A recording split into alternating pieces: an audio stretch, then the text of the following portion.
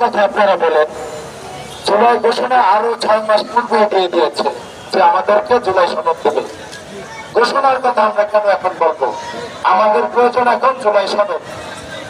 আজকের ভিতরে যদি জুলাই সনদ আমাদেরকে দেওয়া না হয়, আমরা আজকে থেকে এখানটা যে অবস্থান করে আছি আগামী দিন পর্যন্ত, যতদিন পর্যন্ত আমাদের সনদ আমাদের হাতে নাগালে পৌঁছাবে না পৌঁছাবে, ততদিন পর্যন্ত আমরা ওই শাহবাগে অবস্থান করবো। রাজি আছি? দেখতে দেখতে আজকে 4টি মাস জুলাই ঘোষণাপত্র দিচ্ছে তারা। এই যে তাদের কমিটমেন্ট, এই যে তাদের দেওয়া হচ্ছে, কেন ভাই আপনারা এক কথাই বলে দেন যে আমরা জুলাই সনদ দেব না, না দিয়ে আমাদেরকে মেরে ফেলেন। আমরা 19 জুলাই, 16 জুলাই, 5 আগস্ট, 4 আগস্ট শুরু থেকে এই পর্যন্ত অনেক শহীদ হয়েছি, অনেক আহত হয়েছি। সর্ব থেকেই আমরা তুচ্ছ। যখন থেকে আমরা শহীদ হয়েছি সেখানে শহীদদের তালিকা সীমিত 1500। এক শনিয়াত্রার দিকে যদি আপনারা দৃষ্টি আকর্ষণ করেন, 19 জুলাই যদি ওখানে কোনো মিডিয়া থেকে থাকতো তাহলে হয়তো বা গণনার পূর্ব হয়তো 3 থেকে 4000 শহীদ পরিবার হতো। কিন্তু আজকে সেখানে আমরা 1500 ভিতরে আছি। সেখানে আমরা আহত হয়েছি, সেখানে 22,000 ঘোষণা দিয়েছে। আমার মনে হয় আমাদের যেই আহত যোদ্ধা ভাইরা আছে মিনিমাম সর্বনিম্ন 30 হবে, সেখানেও আমরা কিন্তু নির্ণয়ে কমে আছি। আজকে গত মার্চ মাস থেকে আমাদের যে ভাতা প্রসঙ্গ দাবি দিয়েছিল তারা, আজও পর্যন্ত কি আমরা ভাতা পেয়েছি? এই যে একের পর একটা আমাদের সাথে মিথ্যে ছলনা নিয়ে আপনারা খেলা করছেন, কেন? আমরা কি প্রচুর না মানুষ?